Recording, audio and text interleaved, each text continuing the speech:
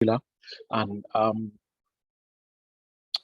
very closely we work very close with the the the protections pillar, which is what I've been doing for the past couple of years. I have previously served as child protections and protection of civilians officer with two different UN agencies, and it is my utmost privilege to um, to be part of this. Now, the host tells me I should put my video on. Okay, I'm not very sure if my connection can sustain that, but yeah, I'll just put my video on for a while so you see me. And yeah, so here I am. Uh, I think I'll switch it off now if you don't mind. Right? Okay, thanks. So, like I said a while ago, responsibility to protect, it's actually one of those topics that if you are not very familiar with international law or with UN languages, you might end up confusing or getting very confused with it. So I would try as much as I can to make it simple. Now, the essence of my presentation would, of course, give you a definition of what responsibility to protect is,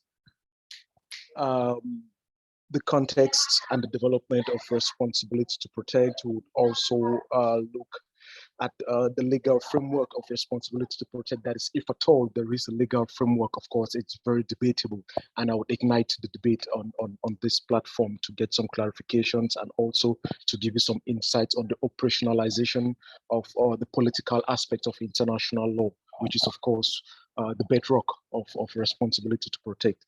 Would actually look at the three tiers or the three pillars of our responsibility to protect. Would attempt to see the context of the implementation of responsibility to protect, but also what is the future of responsibility to protect. So responsibility to protect is actually one of those rare doctrines that found themselves in the dialectics of international law without any proper definition. But of course, it was motivated by the different atrocities which mankind had witnessed in the past couple of years, and it was necessary to take concrete actions that would ensure the non-repetition of certain atrocities. Of course, when I talk of these atrocities, those in Africa would definitely know of the 1994 Rwandan genocide, the April 1994 Rwandan genocide. We also had the Yugoslavia genocide and several other crimes, mass atrocity crimes in Liberia, in Sierra Leone, and other parts of the world, which was quite necessary to put several questions as to the pertinence of international law in protecting civilians against the scourge of armed conflicts. So the responsibility to protect, or it's popularly called the R2P, is an emerging norm and of course a political principle for preventing and responding to four distinct crimes of international law.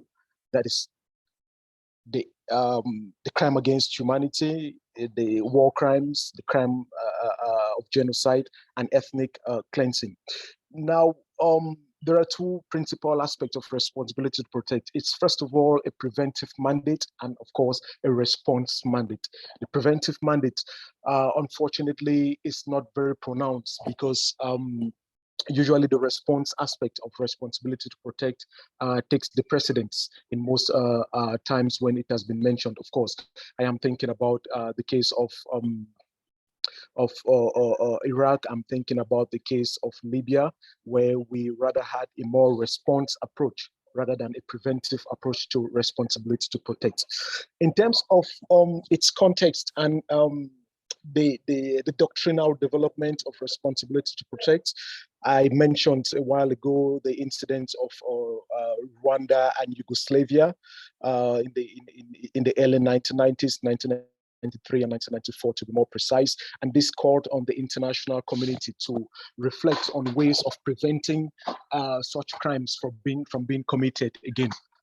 And in in the 1999s, there was an international conference where reflections already began on how we can materialize the concrete gains of international law to make them more practical, more politically realizable, to ensure the protection of our civilians, especially during armed conflict.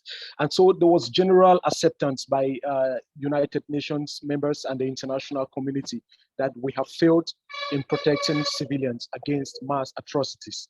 And I recall watching a video where the then Secretary General of the United Nations, Kofi Annan, who openly pronounced that we will not allow, or the international community will not allow such actions or such crimes to be committed again. And so it was the responsibility of the international community to ensure that we put everything in place to prevent the repetition of such crimes. And so this fast gained political weight within the circle of international law and within different reflections at the United Nations. And political leaders came to the conclusion that it was important to reconcile the different or the variations in application of certain norms of international law, which prevented intervention within the sovereign affairs of parties to the United Nations. First, there was a general belief that the central importance of state sovereignty and non-intervention in domestic affairs of domestic affairs of states should have its logical limits. So this was actually going contrary to one of the binding principles of the United Nations, which is the principle of non-intervention and territorial sovereignty. I will take you back to Article 2, Sub 4 of the UN Charter, which states that all members of the United Nations shall refrain in their international relations from the threat or the use of force against the territorial integrity and political independence of any state or any member of the United Nations in a manner that would be inconsistent with the purpose of the United Nations. So responsibility to protect civilians against mass atrocities, first of all, came to member states. And by virtue of the principle of non-intervention and the principle of non-interference in the territorial sovereignty of a state, it was impossible for a third-party state to interfere or respond to mass atrocities that were being committed in the territory of a UN member state. Secondly, the recognition that we need to protect human rights and invest in human security as opposed to state security. This was a shift in the general paradigms in which we had to look at international law, but also it marked a turning point in international law because it put the human person or the individual at the center of protection or protective norms of international law rather than the state, which is of course the principal actor in international affairs and international relations. And so in 2001, the concept of responsibility to protect was adopted by the international community. And this was, it was developed by the international community, and this was adopted during the United Nations World Summit in 2005 as a political principle to facilitate the attainment of international legal norms for the protection of civilians. So, is there any legal framework for responsibility to protect? Actually, it's a debatable question because responsibility to protect itself is not a legal principle, it's not a legal doctrine, it's not a legal concept, it's a political concept. So how do we use a political concept to facilitate the implementation of international legal or international rules, international law? It should be noted that R2P is it's a concept that has gained reputations in international legal dialectics and practices because of its benefits, but also most of the times because of its weaknesses. Um, the responsibility to protect actually applies to four principal crimes or to four main crimes, atrocity crimes, like they are generally called. And these four atrocity crimes are actually protected under international law. If we look at the codification of international law, if we look at the development of international law, right from its early developments and the customary norms of international law to the statutory, to the codified norms of international law, you would see there has been significant development of what constitutes or the constitutive elements of the crimes against humanity, war crimes, the crime against or the crime of genocide and ethnic cleansing. And the most recent being, or the most recent example of codification being the Rome Statutes, which created the International Criminal Court.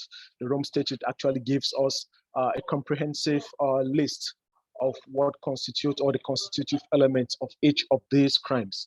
But if international law has actually defined all of these crimes, and the Rome Statute comes to give some sort of a jurisdiction to the sanctioning of defaulters or those who commit these crimes, what then is the use of the responsibility to protect?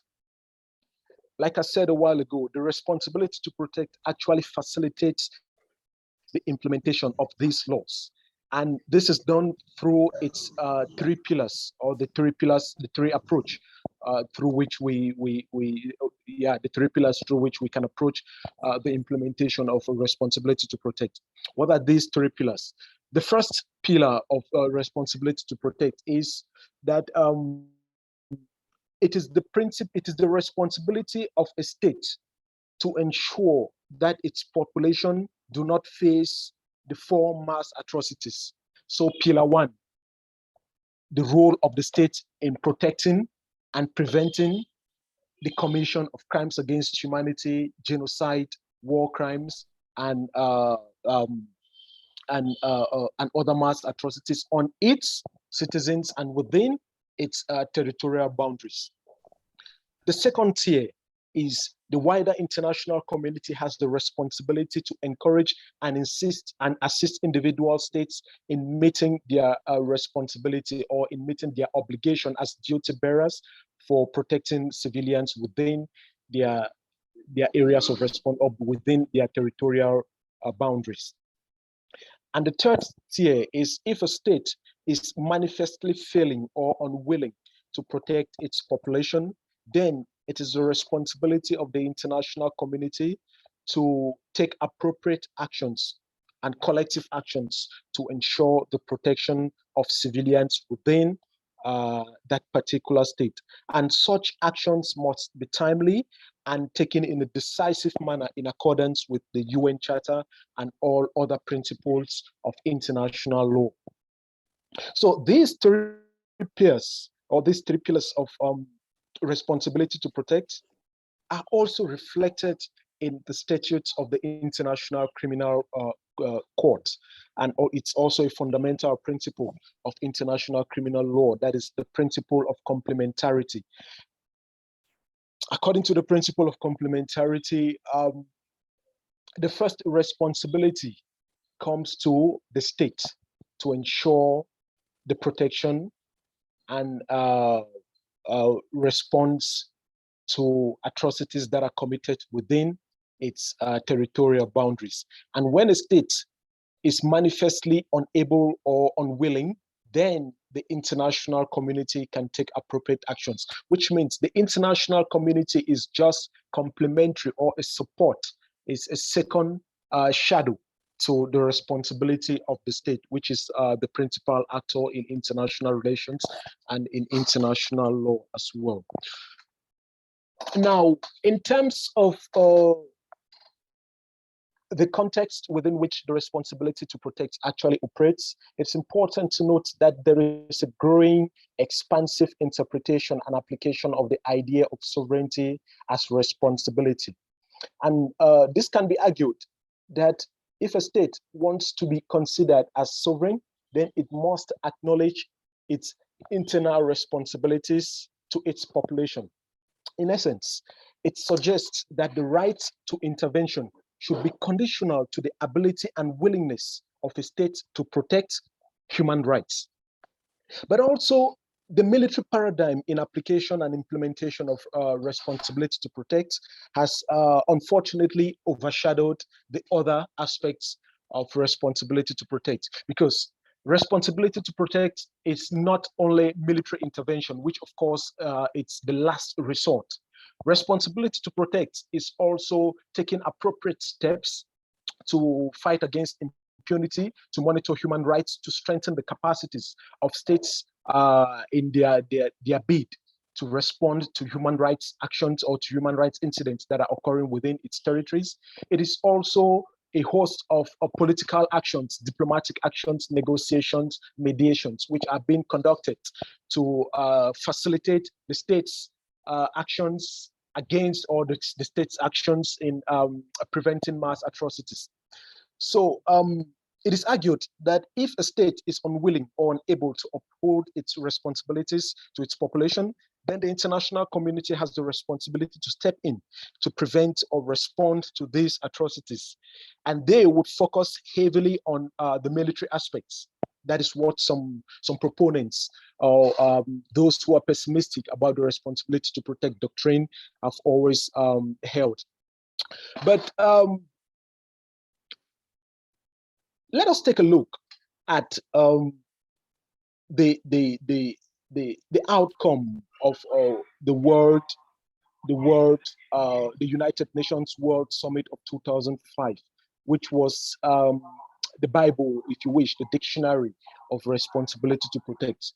Its article 139, it states that the international community, through the United Nations, has the responsibility to use appropriate diplomatic, humanitarian, and other peaceful means in accordance with Chapter 6 and Chapter 7, or in accordance with Chapter 6, Chapter 7, and Chapter 8 of the United Nations Charter, with the aim of helping to protect civilian population against genocide, war crimes, ethnic cleansing, and the crime against humanity. So the applicability of the responsibility to protect, it extends within Chapter 6, which is exclusively the political means, that is negotiations, mediation, conciliation, and of course judicial actions, adjudication, arbitration, and legal settlement. And it goes to Chapter 7 of the UN Charter. And Chapter 7 mechanisms is the use of force with the support or the blessings of the United Nations Security Council. It should be noted that the United Nations Security Council has increasingly been using the doctrine of the responsibility to protect in all its resolutions, its resolutions to support peacekeeping missions and other special political missions. When you take a look at the mandate of peacekeeping missions, which basically operates in under Chapter 7, you would find repetitive use of responsibility to protect.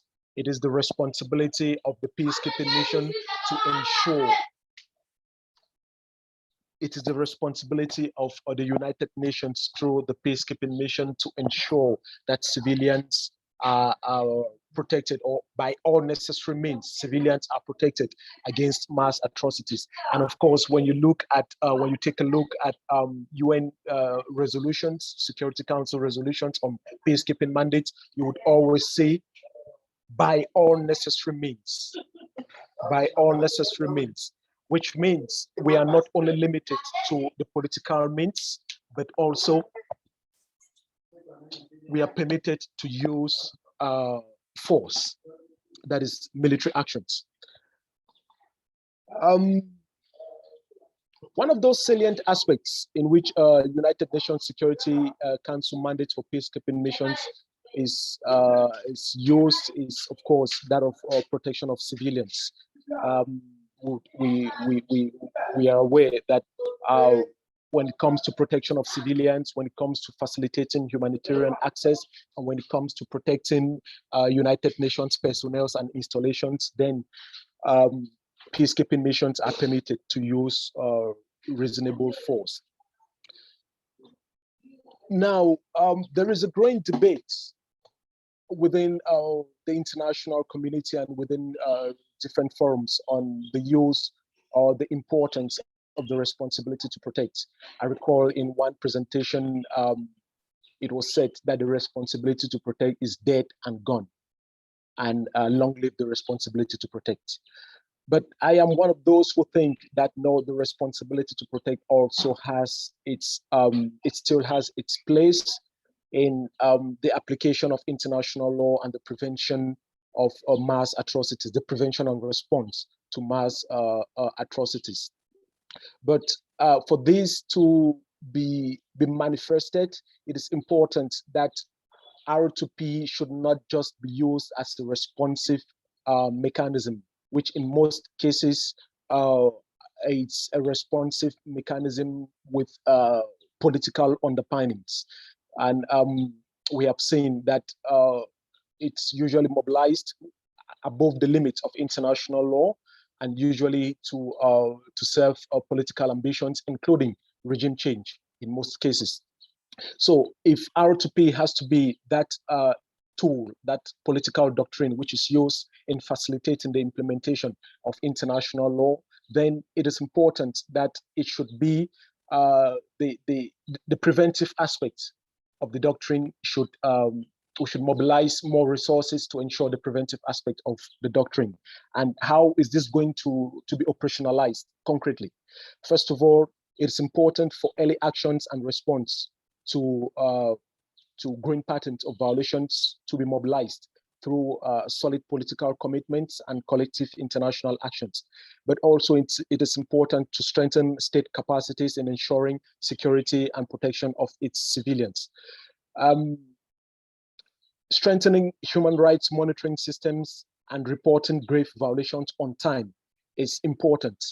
And this calls on the responsibilities of all parties who are present in the theaters of armed conflict, especially, and in countries with very fragile context, to support the reporting and monitoring mechanisms of human rights.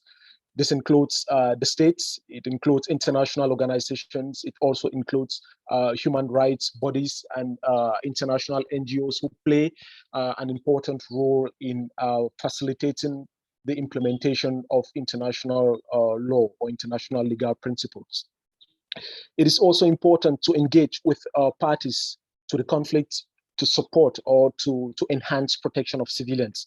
Of course, the Security Council has taken significant strides in this regard in supporting the use of political means and dialogue with parties to the conflict. In the United Nations Security Council resolution 1612, which puts in place the monitoring and reporting mechanisms for child protection in armed conflicts, it actually gives express consent of the United Nations to support engagement with parties to the conflict. And when we say engagement with parties to the conflict, we do not only mean the regular forces, that is the government forces or the state forces, but we also mean the non-state armed groups who are also parties to the conflict, and in several cases are also part of those committing the mass atrocities. It is also important to support the operationalization and development of early warning systems and early warning mechanisms at a national and at regional level. But most importantly, the responsibility to protect cannot be completely fulfilled if those who commit these mass atrocities are not held accountable for their crimes. So it is important for the international community or stakeholders to use the responsibility to protect as a critical tool, a critical political tool in facilitating the accountability mechanism for international law and ensuring that reparations for victims of grave violations is fulfilled.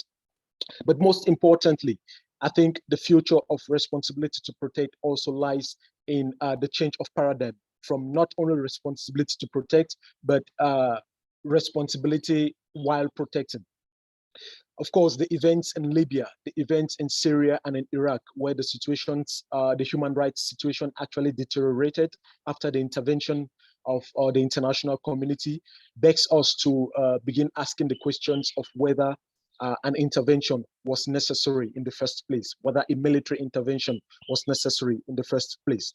Of course, this is debatable. We can take a whole day to debate on it, but also within peacekeeping missions, we are aware of the different challenges in peacekeeping environments with different secrets of violations that have been imputed on United Nations peacekeepers, including sexual and gender-based violence. It is important to open up the discussions or to open up reflections on how we can properly use responsibility to protect as one of those tools that will also facilitate capacity building of actors who are found on the conflict scene or on the conflict triangles to enhance their capacities on upholding a more protective mandate or of ensuring a more proactive response when prevention when prevention rules have completely failed, and especially when the states have completely failed to enhance their or to uphold their responsibility as the duty bearers to protect their citizens from mass atrocities. So that is the little presentation which I had for you. I think I used a little bit above 20-25 minutes, but not up to 30 minutes. I would welcome few questions which can ignite reflections and debates on my presentation. Thank you very much.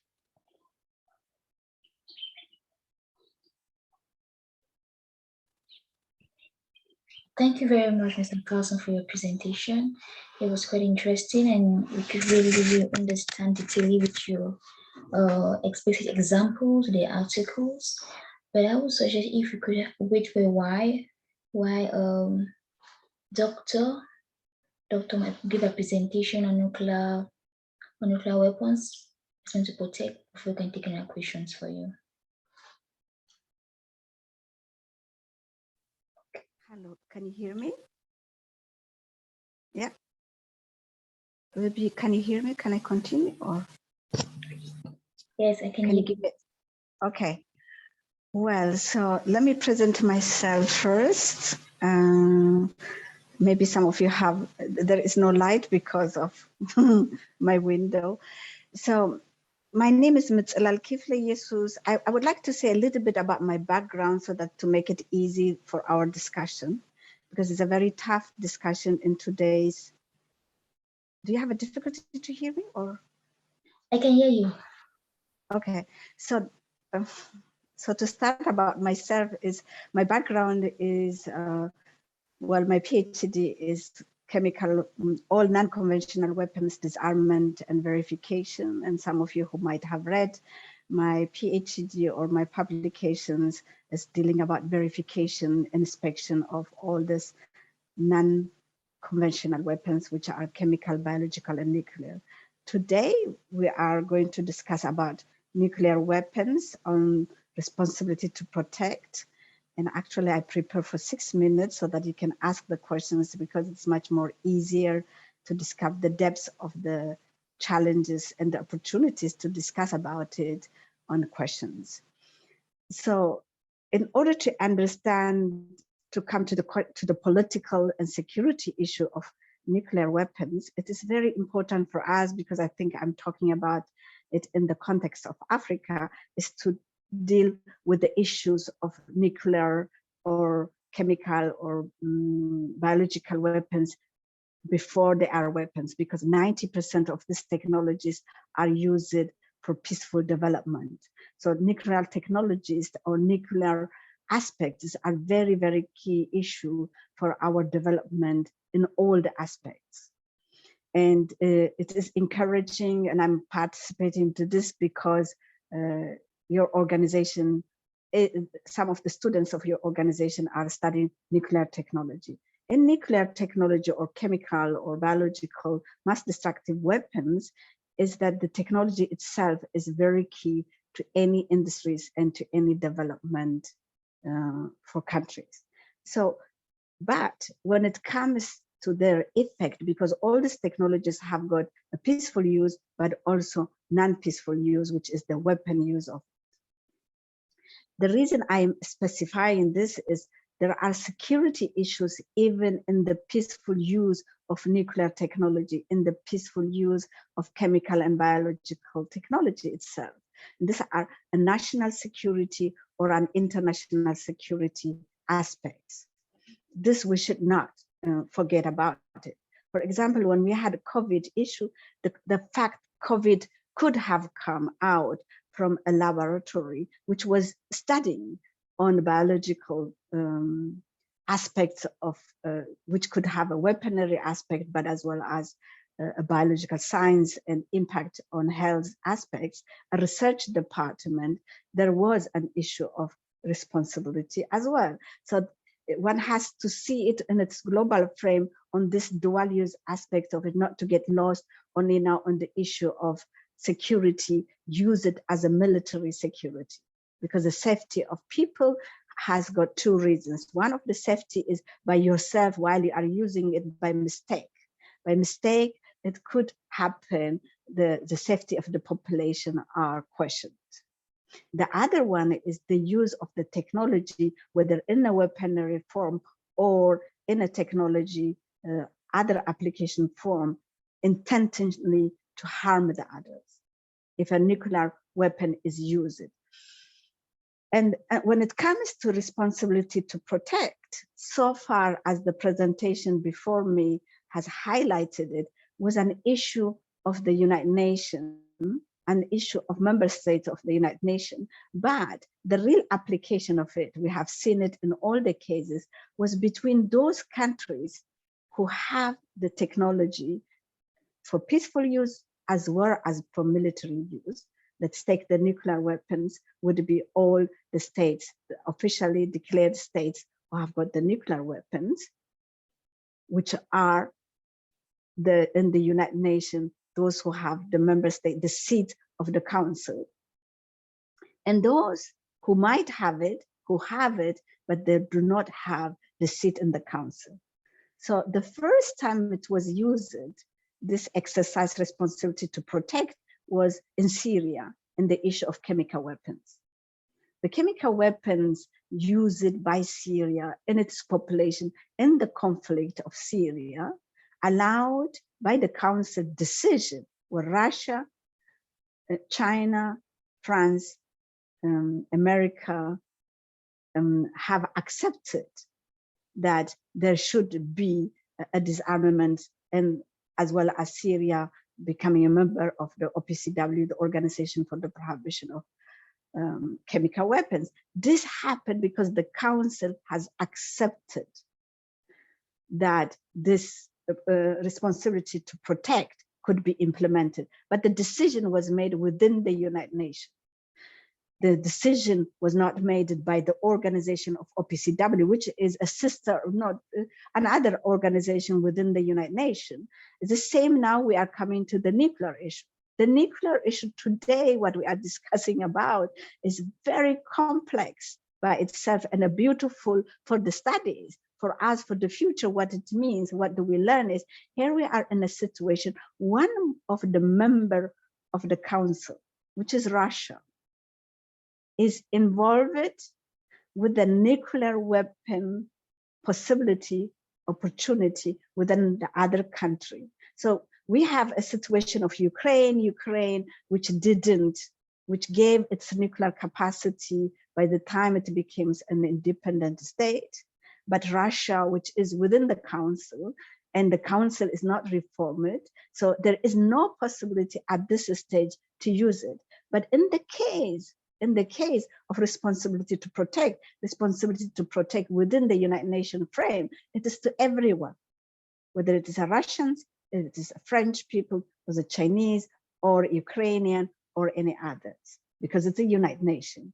So does the United Nations really in reality can use that? Yes, that has an experience on the chemical weapons, so we could implement it in the nuclear, but that experience has reflected also its incapacity within the United Nations without the member of the council to implement a decision. So do we need it? Of course, all the non-conventional weapons, the reason why we have a regime for non-conventional weapons, we don't have still for the biological weapons, but we have a regime for nuclear and for chemicals, is because all the implication of that dual use technology has not only an impact to the country which is having it within its territory, but also for countries which are beyond its territory. And for countries, not only those who are having it for weapon, but also for countries which are using it for energy facility. For example, take Germany. Germany has a nuclear facilities. These nuclear facilities, de facto, they are not prepared for weapon. But those nuclear facilities, if there is any damage which could happen, that it has an impact in the health, not only of the Germans, but also the Belgians and the others, the neighboring countries. And their neighboring states, is for the security of their own population, they have a right to say, because all the United Nations instruments would enable you to do that. But in reality, that is the sad part of it, is in reality it is not possible to do. I mean, it is very difficult for Belgium. There has been a discussion already for Belgium or any other Luxembourg countries to say to the Germany, you know, I have a say to do as a country to do that. The only thing they can do is, but within the IAEA, which is the International Atomic Energy Organization, they have a right to ask to see the declaration, to see the facilities through an international organization to make sure that the safety is guaranteed, because there is IAEA, which is responsible not only for the nuclear weapons disarmament, but also for the facilities they are safely guarded, as well as safely functioning, not to become a weaponry. So these are the responsibilities we have within the frame of the United Nations, as well as within the frame of the organization. And then beyond that, we can discuss today, what does it mean for our international communities? What does it mean for the African nations? What does it mean for Asians? What does it mean for others?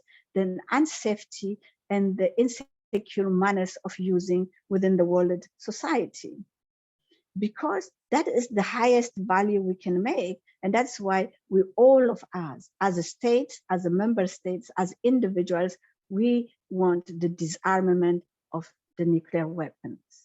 As you know, in Africa countries, we have a nuclear weapons free zones. There are some in Latin America, there are some countries, others, where they have declared a nuclear weapons free zone.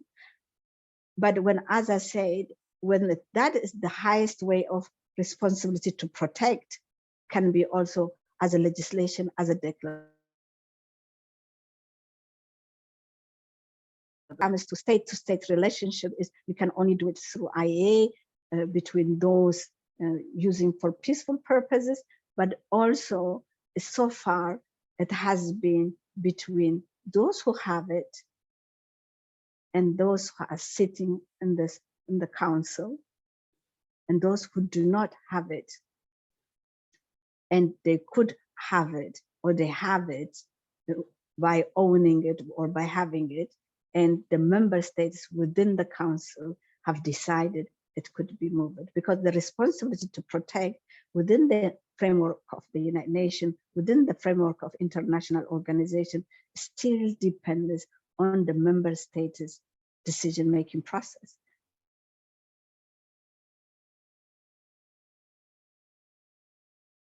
And between those who have and those who do not have it. I think I would stop there so that I could answer the questions and to make it very detailed, because it's necessary to hear what the others think about it.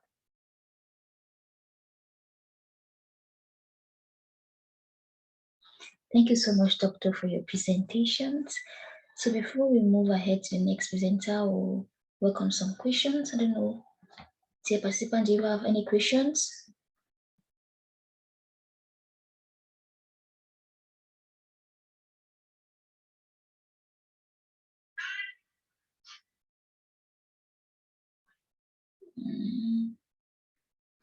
Can you guys hear me? Hope it's okay. Are there questions from the participants?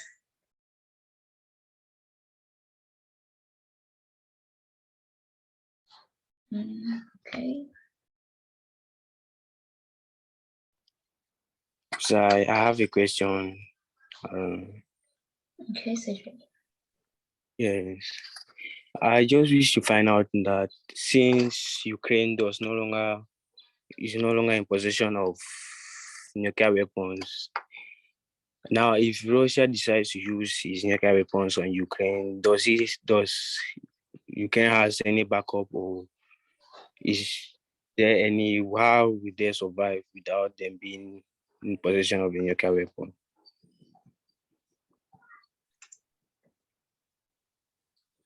I don't know if you. If I understand well, your question is, in case Russia uses nuclear weapons to Ukraine, Ukraine having no capacity to react, or does Ukraine has a capacity to react? Is that the question? Mm-hmm. Yeah, that's my question.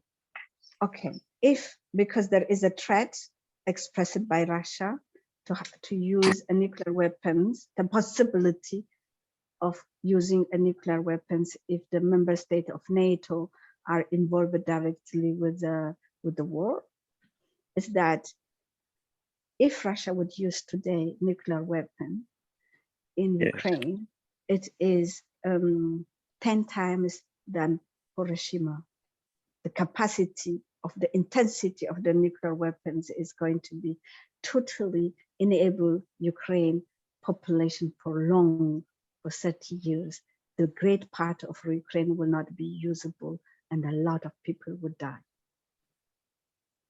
The NATO members, as of 2 days ago, have said even if Russia uses nuclear weapons in Ukraine, they are going not to retaliate by nuclear weapons to Russia, which means NATO is not going to use, because if even in a war scenario that Russia would use in Ukraine and the NATO member states retaliate, then we all are gone. That is going to be a heavy irresponsibility to do that. So the question will come is, what would be the effect of Russia using in Ukraine nuclear weapons? What would it happen to Russia? What does it imply? Would be is at the same time it will destroy the system of the United Nations, because it would be impossible for the member of the United Nations just to see that happen now in 2021, but at the same time, by the system we have as of today, it is not possible without Russia to make anything, because they are in the council. There is a parallel discussion going on to reform the council, to enable it to make a decision-making process that without the member state which is involved in the destruction. It is very sad, but that is the reality. If Russia would use in Ukraine, Ukraine has no capacity to retaliate, and Ukraine will not be viable to live for its population, as well as the land to be used for the coming 30 years, at least 30 years at all. A lot of people would die because the nuclear weapon intensity today we have is heavy, and it will not only affect, if it's not properly calculated, it only will not affect Ukraine, but the neighboring countries which is around the Ukraine. Okay. I also have a problem. So I think this will somehow encourage other countries to engage in building nuclear weapons, because I think in case bigger powers like Russia attack them without them in possession of nuclear weapon, it will also they will not have any response to the attack. So I think Ukraine once had nuclear weapons and was convinced to disarm his nuclear weapon, and things I was convinced to disarm his nuclear weapon because they said they were going to be protected in case they were attacked. I don't know much about it, but I knew they had nuclear weapons before. Yes, but Ukraine had nuclear weapons within USSR, which means that for Ukraine to become an independent state, it was part of the negotiation. All the nuclear weapons and the nuclear facilities for weaponry would be given back to Russia. So it was part of the deal of Ukraine to become free zone. It is for own security also the case. The question of disarmament of nuclear weapons or nuclear technology, it is not anymore the question of whether those who have between expanding, like take my country, Ethiopia, wanting to have a nuclear weapons to feel safety. No, I think in the world we have a clear understanding of today that the going to disarmament is the best way in our global society rather than to arm yourself. Disarmament is more safety rather than arming yourself. That is one thing. Secondly, it's a question of protection. Take, for example, Germany doesn't need to have a nuclear weapons in order to feel safe. But if we preach about disarmament and other countries are still allowed to gain possession of nuclear weapon, don't you think it's a bit not fair on other countries? I am, I was one of those people who worked for the Africa free nuclear zone as well as the chemical weapons zone. I am convinced, and it's better for all of us to invest in our development and our peaceful management between neighbors than to weapon ourselves. Weapon doesn't give you a guarantee of a safety. You see it in the situation of Ukraine, in the situation of Russia, and the relationship now, how it is implemented. It is not the amount of weapon you have which gives you the safety.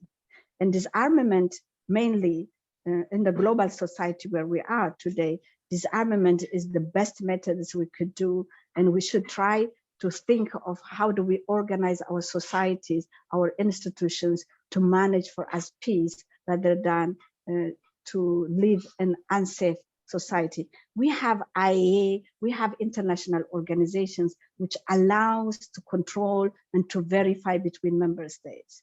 So the question of disarmament is regulated within the IAEA, within the United Nations, and we should implement it. But sometimes control institutions become handicapped because of the council and because of the member states themselves in their action of activities. And regarding rules and regulation, we have enough rules and regulation. We should implement it, and we should develop a verification inspection methods where we can build our trust rather than in our weaponry facilities. Okay, thank you. Thank you. Hi, Siri, thank you for your question. Before we move to Mr. Ngalle, Mr. Victor had a question. Please, could you ask your question? Thank you. Okay, thank you. Can you get me, please? Okay, thank you. I've listened keenly to Mr. Ngalle and to the doctor. And her review about countries vying for acquisition of nuclear knowledge. I'll differ a little bit because I see nuclear technology actually the acquisition actually is not a bad idea, because if we should take into account that the 5 permanent members that seat at the Security Council each have nuclear head.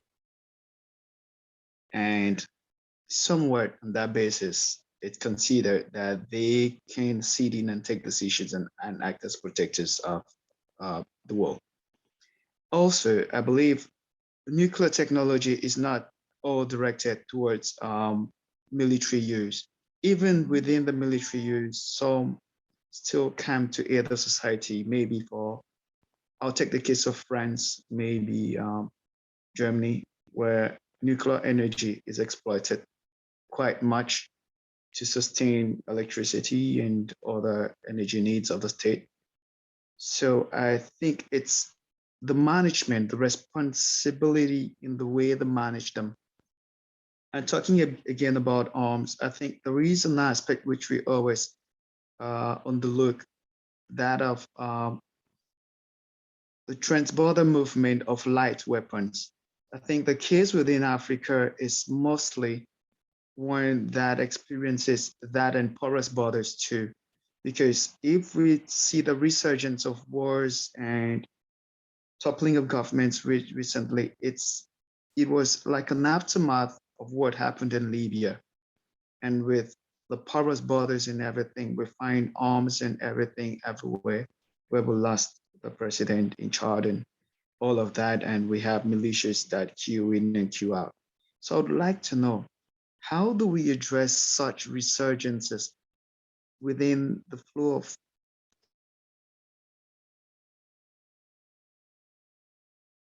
little light arms and Thank you weaponry? for asking that question, Thank because you. I started with that. My first part of the presentation is that I'm specialized in dual use technology. So you can see I still work on the aspect of the peaceful use of technology of biology, chemical, and nuclear. And nuclear technology is vital in our health, agriculture, and all aspects of development. But like all the technologies we have, which have got dual use technology, they need a means between member states, a guarantee that is not used for non-peaceful purposes, which is for weaponry. And for this, we have got an international organizations which allows, verifies, controls that the technology you are using is only for peaceful purposes. This is, in the case of nuclear, is the IAEA, in the case of chemicals, is the OPCW. And each of the organization, there are 2 articles which are dealing with technology transfer, peaceful uses of knowledge about dual use technology. In the past, in the implementation of this peaceful use, there was, there used to be, there are still there, the Australian group which control the transfer of dual use technologies and knowledges. And despite them, we are in Africa, and it is really necessary for the youth, especially now, to be involved in the peaceful use of it, but at the same time to be aware of the other side of it, which is 2 or 3% of the knowledges which could be used by military aspects. And this could be in a country which is not interested on the weaponry side, but to be very careful and aware not to be used, misused, or abused from the desire of politicians, from the desire of the military sector to acquire that. Take, for example, simple things, take drones.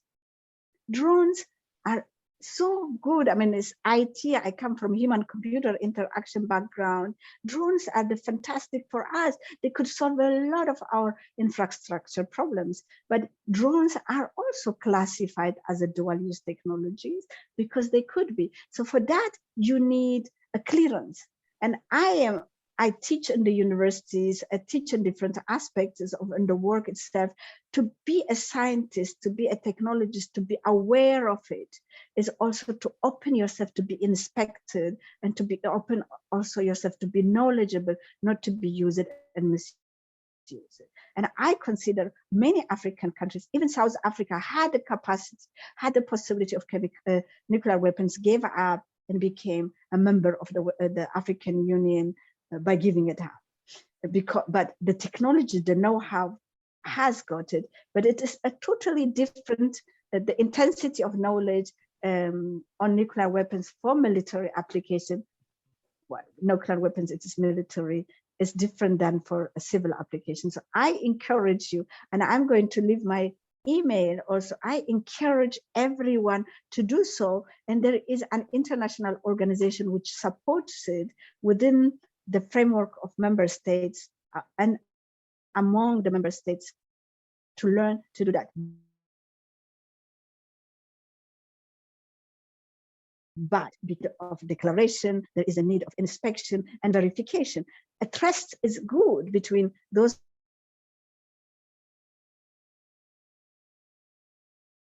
organizations which verifies our trust. And these institutions, we do have it. Those laws which are going to be implemented, we do have it. We can improve them in the process of doing it, but our intention should be not to use at all non-conventional weapons for military application at all. And those who have it, to build their trust by the disarmament rather than to build their trust by their weapons, because it doesn't bring anything. It's a self-destruction, a collective destruction by its nature. And in 21st century, in a global society where all of us are aware and looking to each other, this is a collective irresponsibility to use neither nuclear weapons, nor chemical, nor biological weapons. None of them should be used. But we should use the technologies for our empowerment. We should use the technologies for both of us, for those who have it and do not have it, to solve the problems we have: climate change, the problem of poverty, the problem of standard of living. Okay, thank you for your answers. And for Dr. Ngalle, I'll have this question that came up where an answering was said, Ukraine, if Russia were to use, say, nukes against Ukraine, the NATO would refrain from reacting equally because we're still feeling the aftermath of Hiroshima and Nagasaki that the US actually did bombard. So I'd love to know, in this context, Ukraine being what it is, and today, the US and the others, I want to believe, are acting in the capacity of the international community, taking it as a responsibility to ensure peace and stability within the whole world under Article 7. But beyond that, equally, there is an expansion of NATO trying to get in some new members. And if we take the treaty that was signed back when Russia equally tried to encroach and set up nukes in Cuba, and the US actually got them to agree that the NATO would not proceed beyond its scope because they felt a threat.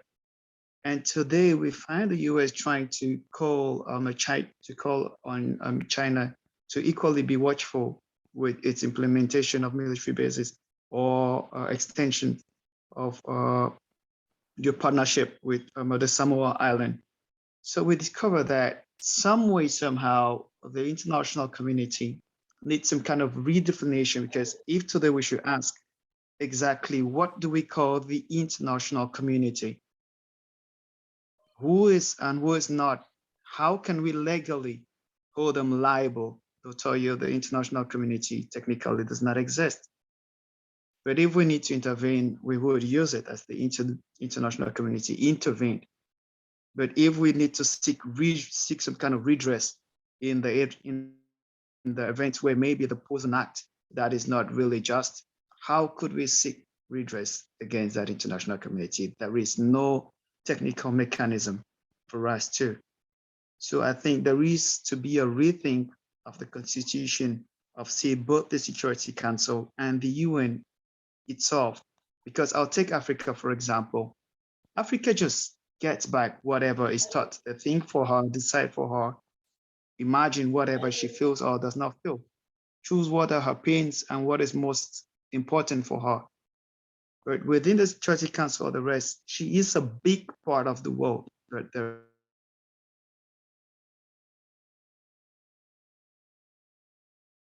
There are many lapses, and I mean we are far beyond Dumbarton Oak with World War II. So the world today is not the same thing. The context are not the same. So we cannot keep on deciding on what happened right far in 1945 to actually try to apply them in context today. So I think there is a big challenge on that aspect. Thank you. Yeah, I think it's a very tricky and very dicey question, or yeah, very dicey position. There is one thing which I'm very sure that the conflict, the ongoing conflict in Ukraine would reshape a lot of the post 1945 agreements or arrangements that have been made, and it will reshape a lot of things in what I describe as the emerging world order. In terms of the avenues which are available to redress this or the ongoing situation, I would be honest, there is actually none available. There is no channel which we can use, because the only, if you would want it, the only legal or legitimate, one of the most legal or the most acceptably legitimate channel which could be used is through the Security Council, and Russia being a member of the Security Council and the existence of the veto power at the Security Council, there is nothing that can be done at the level of the Security Council. The debate on whether there really exists an international community itself is a whole big debate which we can take a whole colloquium to discuss on that, and we'll still not come to a compromise. In terms of geopolitical representations at the United Nations, Africa has the majority geopolitical considerations and votes at the level of the United Nations. The United Nations General Assembly, of course, unfortunately, it's not represented at the level of the permanent the P5s at the Security Council. But now, when you see the votes which or the attitude which Africa countries have been adopting recently vis-a-vis the conflict in Ukraine, it already tells you on the posture which they want to take in addressing certain pertinent questions on international politics, including the position of Africa in international politics.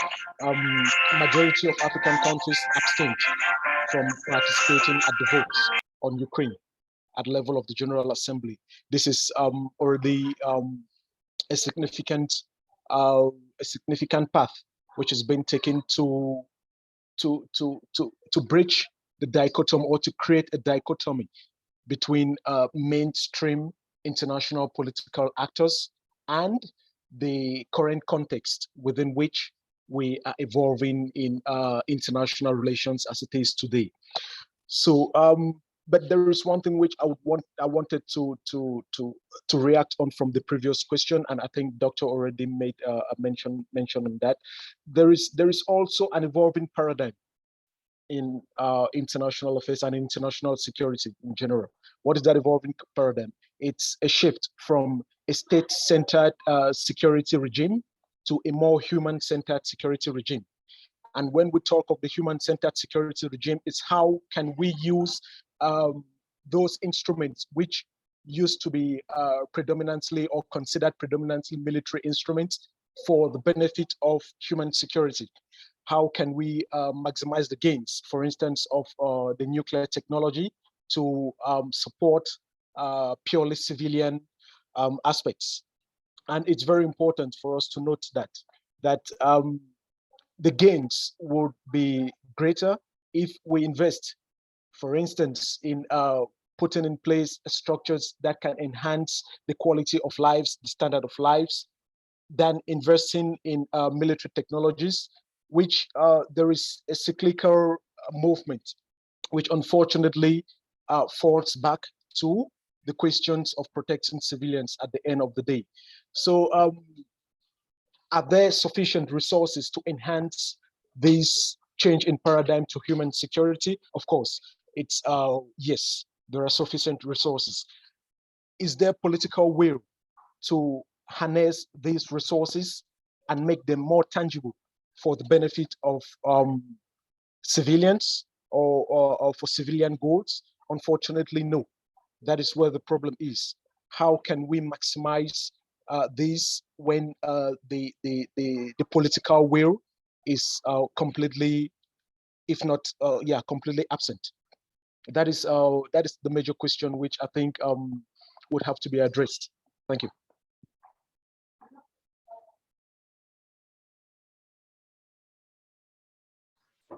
Thank you, Mr. Carlson, for your input. You raised your hand. Do you want to ask a question? You already asked the question. Oh, I wanted to react to the previous question, and I think I just did before. Yeah, thank you. All right. So thank you so much.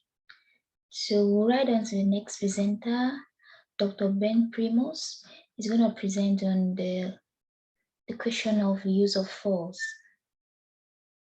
So Dr. Ben Primus, are you ready?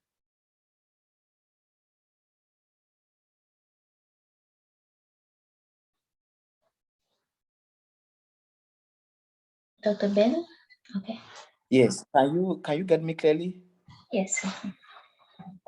Thank you very much, Madam the Moderator. I want to apologize for joining the Zoom meeting late. I had some issues with electricity, so I had to step out of town to be able to get connected to this Zoom conference. Today, I will be looking at the questions of the use of force. My name is Dr. Ben Primus, a lecturer in the Department of International Relations and Conflict Resolution, and also an expert in the field of conflict and peace studies. The issue of the use of force is very, very dicey and at times so complicated to many experts in this field. Because even the international humanitarian law states that a war is not to, which means that during conflict, belligerents are not to be killed, but to be weakened. And you can only win when you capture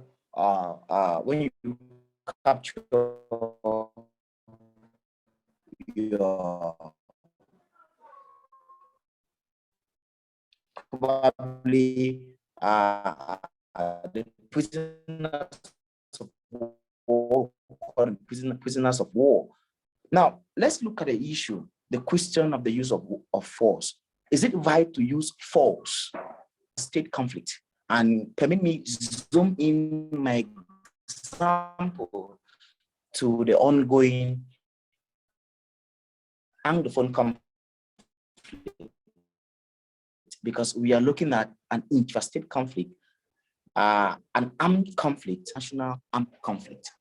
Made arguments for the use of force. The first I'm going to cite is the use of force against legitimate targets during armed conflict. It is permitted for combatants, be it state forces who are fighting against armed groups, or intrastate conflict, for the state to use force on targeted, legitimate target armed groups. I use the word legitimate and target because these armed groups have constituted themselves to be targeted groups, and they are either fighting for a purpose or an agenda, like in the case of the ongoing Anglophone conflict. You see, the separatist fighters are fighting for an agenda, for a separation or what they call secessionist tendency. Now, the state of Cameroon has the right to use force to such a group because this group has constituted themselves as a legitimate group trying to challenge the existing state of Cameroon. It is their belief, I'm talking about the armed groups, it is their belief that they have the right to self-determination. Everyone has the right to self-determination. So, but when a state feels threatened with the presence of an armed group in its territory, that state is bound to use force. And according to the international humanitarian law, the use of force against individuals that are called legitimate target of attack is governed by the conduct of hostilities. In this conduct, or in this context, sorry, the following are the legitimate target that I can list. First of all, we have members of forces or armed groups of parties to conflict who are active participants in the conflict. So the government forces or the recognized forces, because in the context of armed conflict like that, like the one we're experiencing in Cameroon, the state force the United Nations and are legitimate to use force on armed groups. The separatist fighters are not recognized as it stands because of their divided nature, and of course because of the fact that there is no central command in their quest for their independence. Force can also be used on members of state armed groups in international armed conflicts, and also force can be used on who are really involved or directly participate either in international armed groups or non-international groups. So these are the three contexts in which the use of force is possible on links of rioting or to use force. This is because during rioting, there is hostilities being committed by participants in the rioting, like destruction of properties, blocking of major highways. Because during that process, the security forces are targeted. So it is possible and very important for force to be used.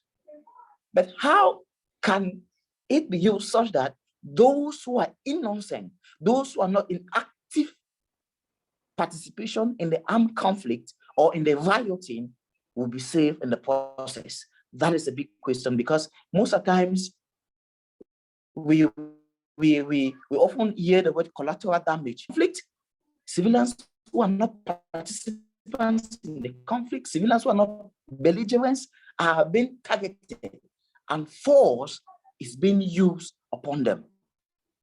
Then the question remains,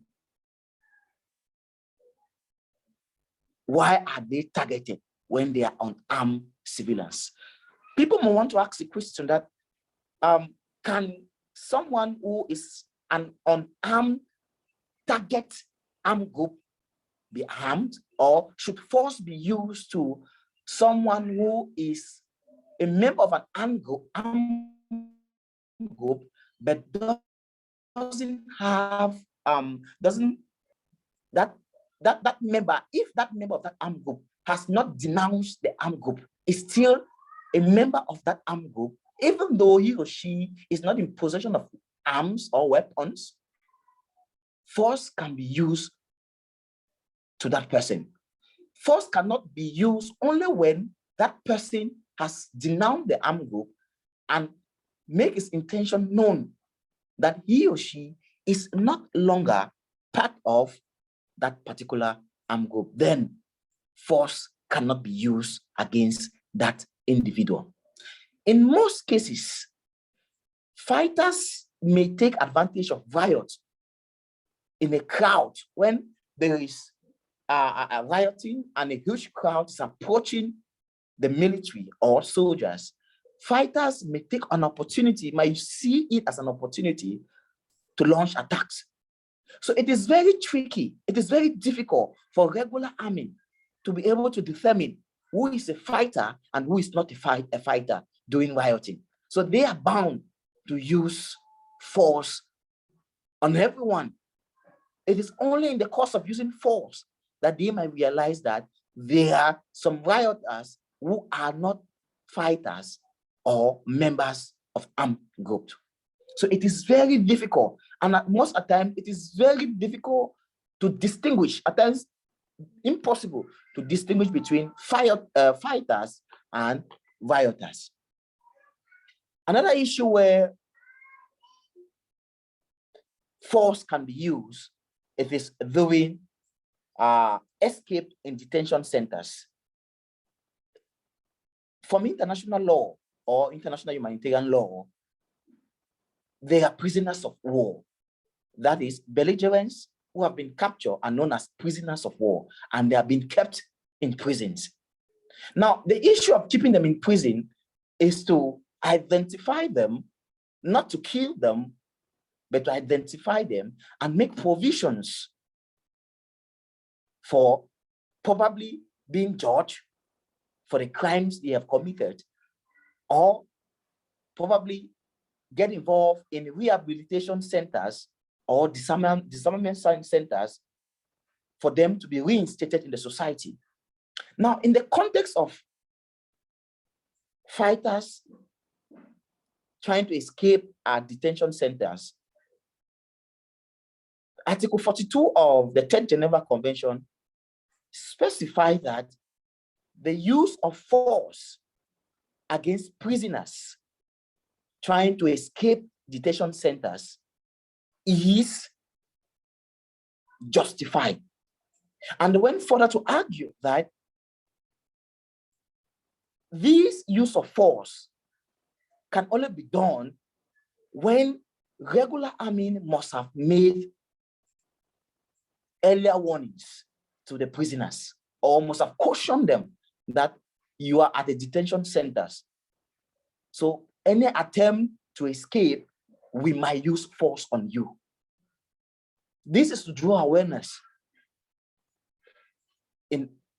to these captives, so that they should be aware that the use of force, the use of force can be applicable in an attempt to escape the detention centers.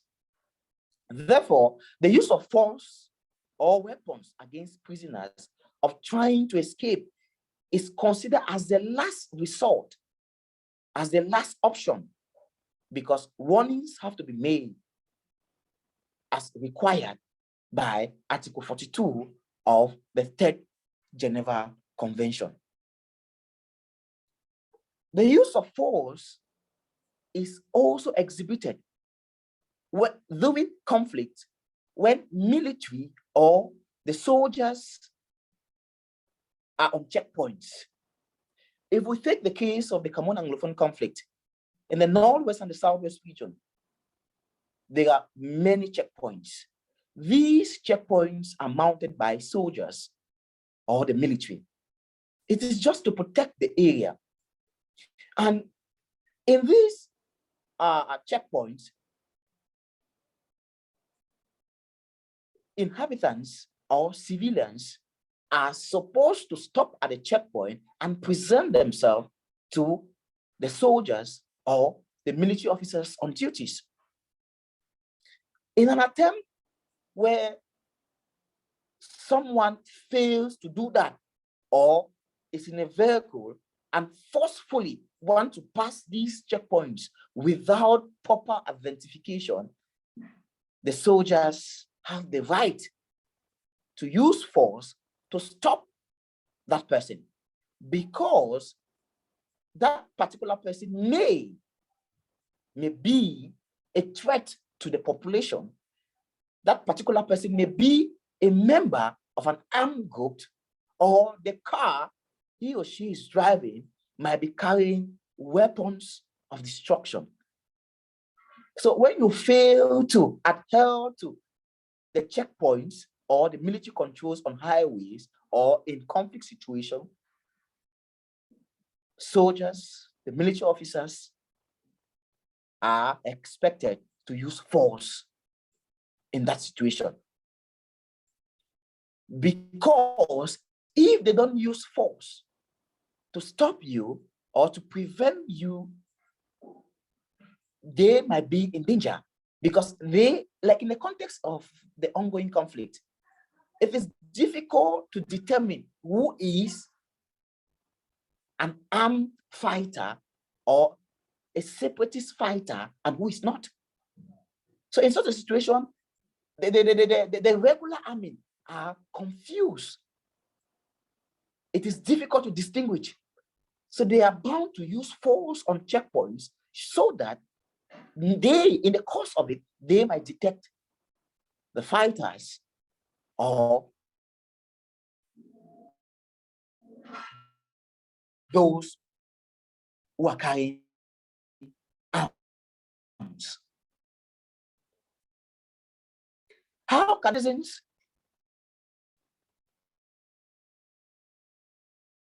present them and allow the security forces to carry on their duty at that particular moment? Because all these are in a bid to carry out checks and controls to avoid further harm to civilians. Where force is also allowed is in the course of fighting against criminality in the society, and most especially during armed conflict.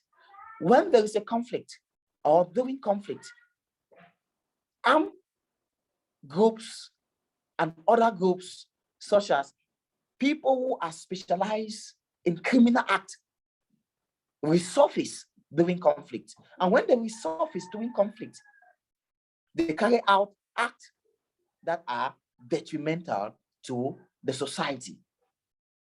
So it is very important for regular army, for soldiers, to use force on those perpetrating or influencing criminal acts during conflict. In the context of Anglophone conflict, there are many criminal acts that are ongoing, and people hide or put others in danger by hiding behind the context of it is a conflict. And since a conflict, I cannot be identified as a criminal. So there are lots of criminal acts being carried on during conflict. So when the regular army or soldiers happens to come across these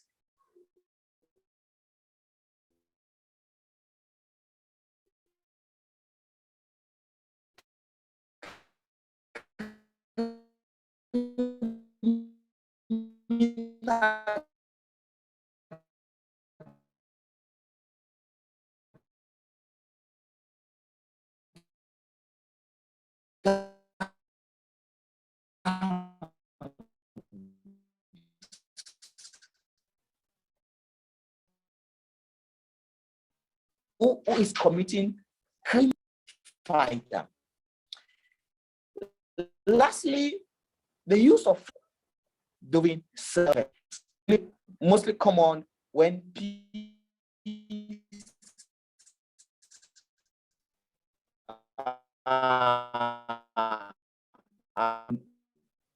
because of the issue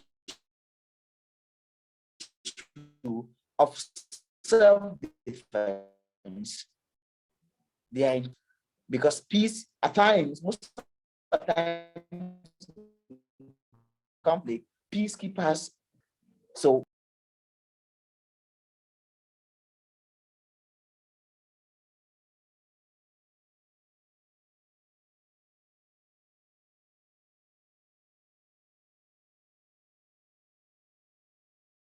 Please, can you unmute yourself?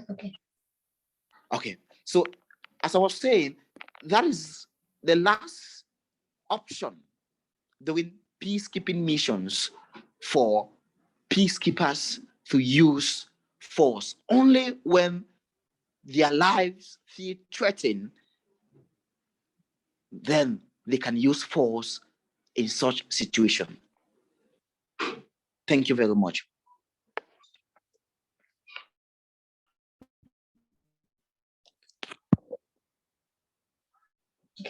Thank you, Dr. Prunus, for your presentation. Even with some difficulties with your connections, but you're still going through. So thank you so much. Before we move into the questions, Mr. Ngalle had to say something. So Mr. Mr. please.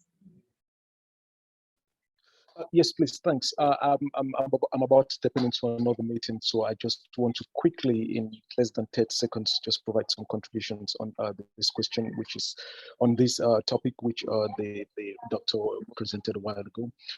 I think generally the Geneva Conventions and their additional protocols have stipulated the category of persons and objects that are protected during times of armed conflict, be it armed conflicts of an international character or armed conflicts of a non-international character, like is the case with the example he mentioned a while ago. And who are these protected persons? We have women, we have children, we have prisoners of war, we have wounded, captured, and surrendered combatants or soldiers. Yeah, I deliberately use the term combatants.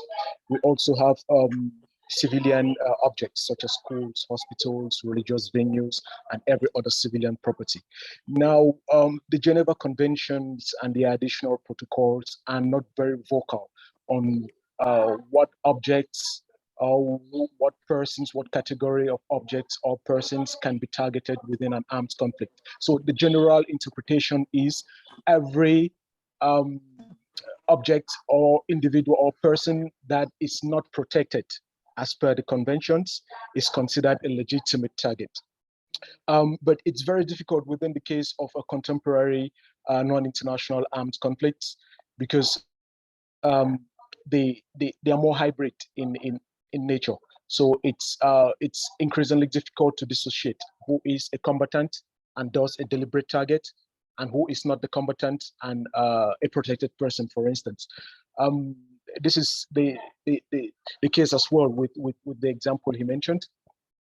Because if I tell you today, if I get to the English parts or where the conflict theater in Cameroon today, and I ask you to show me who a separatist combatant is, it will be difficult, or if not impossible, because we don't even know them.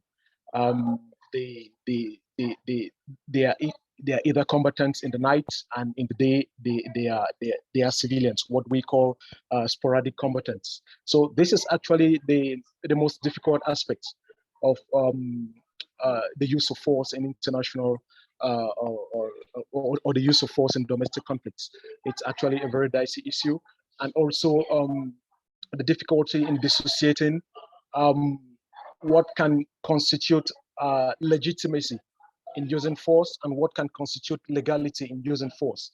For instance, the person who does not stop at a checkpoint, it can be legitimate to hold a debate on the use of force. But again, it can be illegal from a very legalist point on the use of that force. But also, I think the central question which we should always ask ourselves is what amount of force can be used in any situation, which is a very important aspect, and even forms part of what we call the general principle of international of international law. That is a principle of proportionality. What proportion of force can be used to a specific a threat to which a combatant or a regular force is faced with within a conflict theater. So that is my little contribution, which I wanted to bring to the overall debate. Meanwhile, I would want to thank the organizer for organizing this, and it's a very good opportunity for knowledge sharing. Perhaps we should multiply these instances and such forums as well. Thank you very much, and I would take my leave now. Bye-bye. Thank you so much, Mr. Carlson. Please, could you leave us your email so we share with the participants if they have any questions and you get directly. Okay, thank you so much. And you have a lovely day.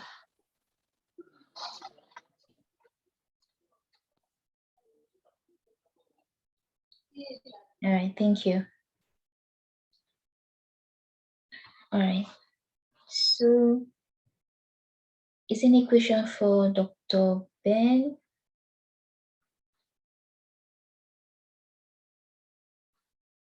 All right.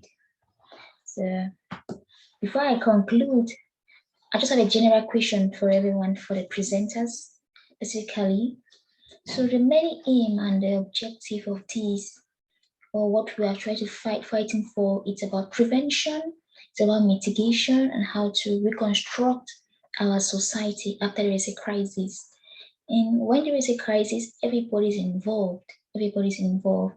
But when there's not a crisis, the state is being the primary responsibility of it. With the changing paradigms of today, with new world order, before we have just state involving into affairs of nationals, in terms of regionals, we have state policies. Now we look at into the health issue. We had Corona, we had the COVID-19. Today again, we're talking about nuclear with the Ukraine crisis. And the issue is there are principles, there are policies which have been placed, but the international body is failing. The nationals as well, they are really failing in their own way. As expert in your field, what do you think, in your sentence, what do you think us as growing youth, us as individuals who are growing to be peaceful ambassadors, to fight, to prevent, and to protect, especially our identities in this world of today, in the areas of the question of the use of force, in the area of responsibility to protect, in the area of nuclear. So it's open to the presenters and to anybody. Thank you.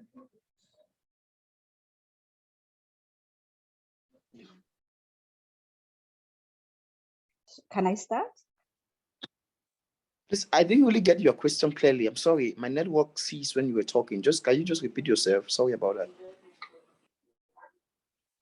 Please just give me a few minutes. What I was trying to say is, with the present happenings now, we are trying to look into the prevention, the mitigation in terms of reconstructing our society.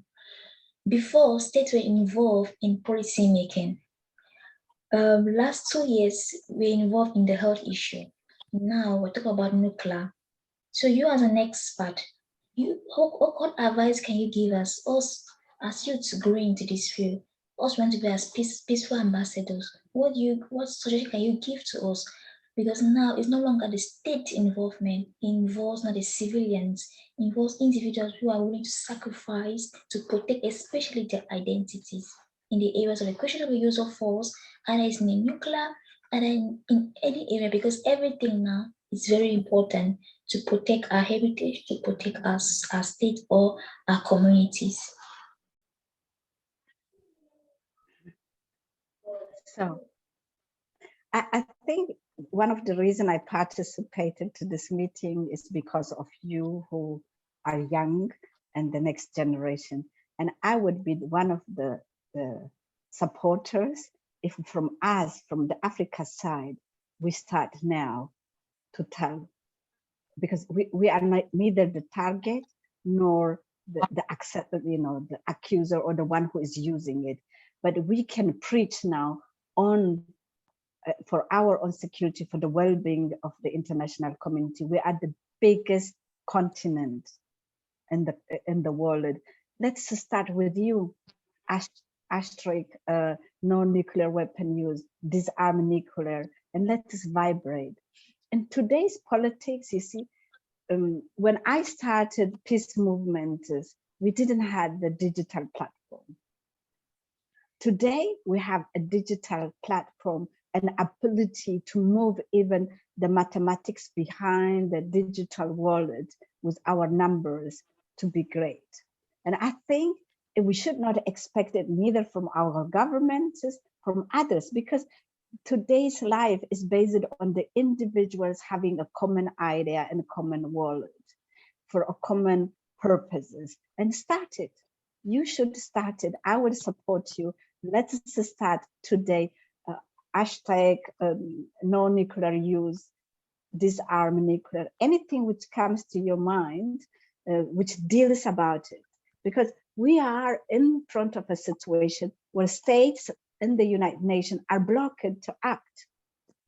If Americans say now, America is used of its past, it will not create a common ground. But if we Africans, especially the youth Africans like you, would start it, it is, even if we are 200 and 300,000 people saying it, why not start the responsibility of us, with us today? So that is what I advise. Don't be scared to, or don't hesitate, because there is no window of opportunity like today for Africa. I wish our governments would use it, but we don't have to wait for our governments. Let's do it together. Thank you so much, Doctor. And yeah, please. Thank you very much. The dynamics of conflict is changing. It is moving from interstate to intrastate, making it very difficult in contemporary life. But what I want to say is that youth, they have a lot of role to play in ensuring peace in the society. As Madam Miss La, I don't know if I called the name correctly, put it widely, the advent of the technology has widened the horizon of thinking in the society today, that we need to understand that conflict or war should be the last option, if at all, not even an option in our modern day life. Because modernity has come, nuclear weapons in their various grades have been created by superpowers. Then I used to ask myself, are these missiles, weapons of mass destruction, chemical weapons, are they meant to be used on mankind? That is, mankind creates weapons to destroy mankind. These are the questions that I keep repeating and I keep asking myself. But there is a need for us, the youth,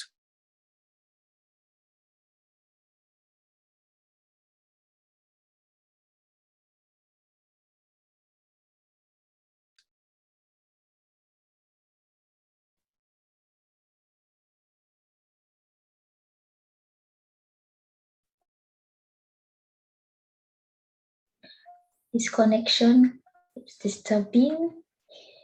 I don't know if you wish to. Dr. Primus?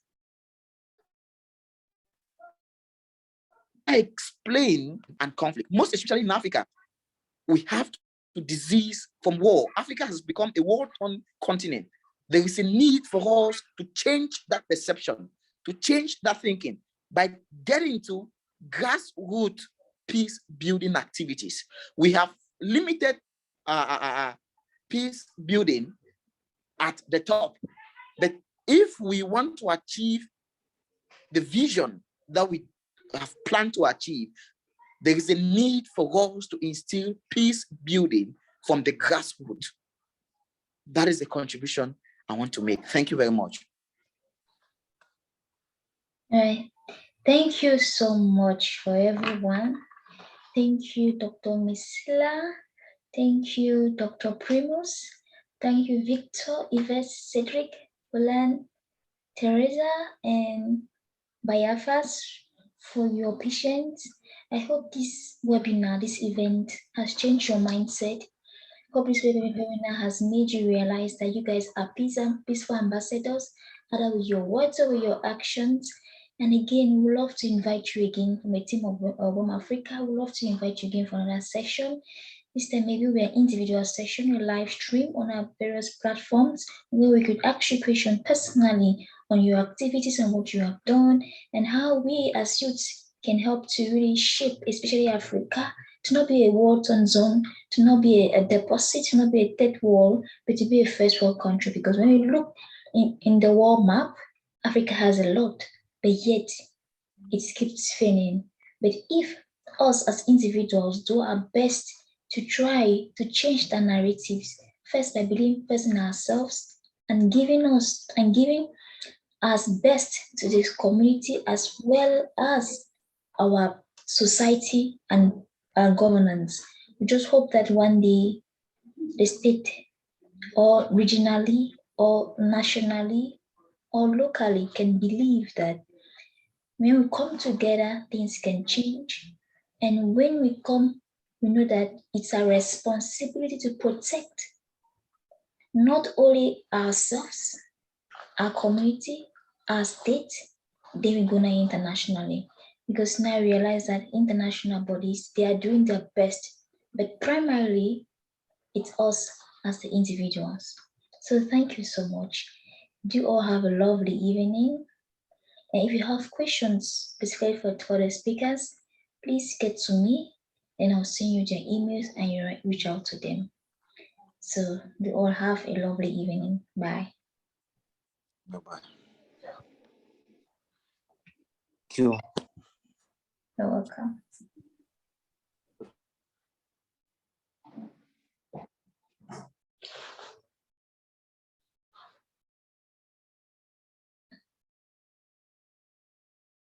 Mr. Vic, can you remain? Can you remain? Please answer some few questions, please.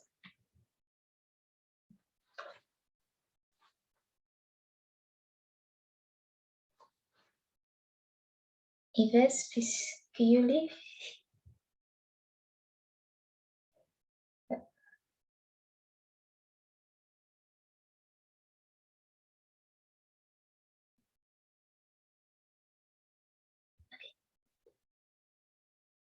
Okay. Yeah. Good evening, Mr. Vic. How are you doing? I'm doing very good, and you. I'm so proud of you. Yeah, thank you. What's this? Yeah. Just give. So how have you been? I really do appreciate the work you're doing and the initiatives. It's quite engaging, and I think it's really a good thing for the youth.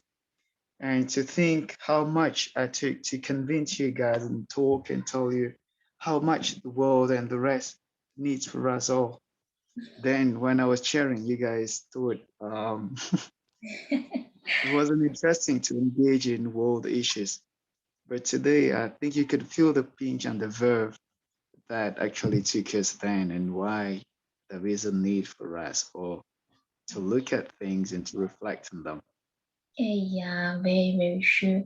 If you notice, now everybody's aware, and what they do is they do their best just to shift our minds on what's happening.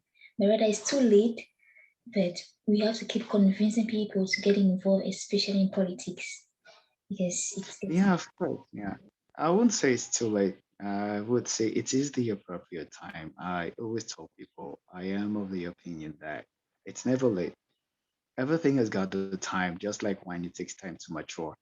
So maybe that's the appropriate time for it to mature for the right philosophy to get in, for maybe the person to have gathered experience or challenges that will help him know what context he could come in.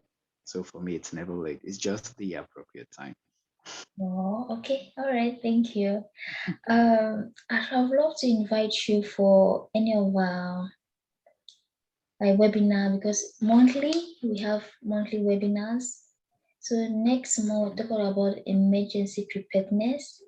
But I don't think that's your field, though. But I don't know if you're really interested. I'll find a topic and ask you if it goes with you. Then I could invite you as one of the speakers.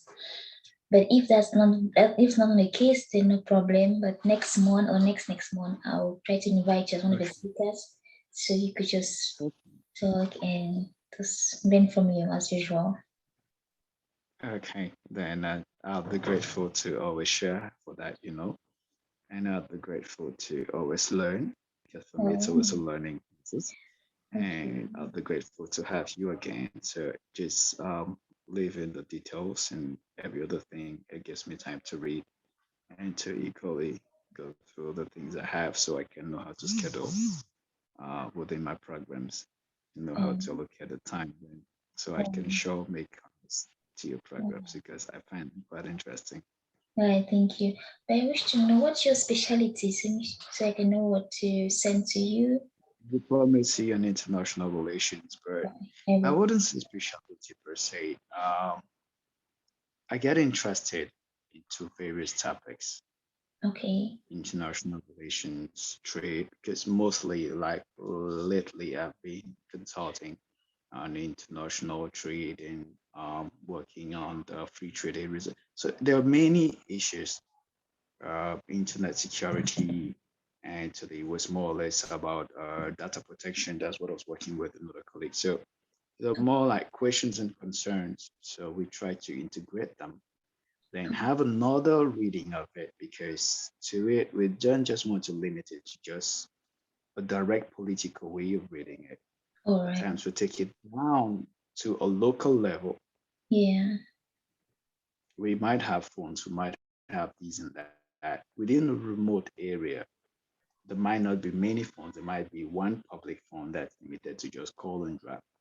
How do we manage other aspects that need speed and time, given that there is that fraction that breaks in? So we kind of find ways to rethink it like context-wise within specific societies to kind of set some kind of blueprint that could work within those low communities then before we can think how to maybe bring it up to build up something global. For me, that those are the angles I mostly take. That's why, so even while I was sharing, I told you, don't worry about all the things you read. Just think within your mind, integrate the thing, make it your own, make the problem yours. Okay. Yeah. So you are representing another country, but make yourself to feel the need. Make yourself to feel the challenge yourself there. Don't struggle about the big terms. Break it down and feel it, then you would have a solution. Within the solutions, you discover an article that is tied to it. That's exactly what you need. So for me, that's been my approach. All right, no problem. Then I'll keep in touch with you since I have your contact. No, it's on Facebook. Then I'll send you my contact so you can reach out easily. Okay. So in terms of anything, I'll get to you. Thank you so much. Oh, okay. And I would love to get the context of those who intervened equally, so we could exchange maybe extensively. The lady, I think, is sent in. I said I would equally appreciate to get the context of those who intervened, so we could maybe further exchange. Yeah. Okay, no problem. I can also send you the link of the recording because it's recorded. So I'll send that to you then. Okay, I would appreciate it. All right. Okay. Do have a lovely evening. Okay, you too, do. Okay, take good care of you. All right. Bye. Okay. Bye-bye.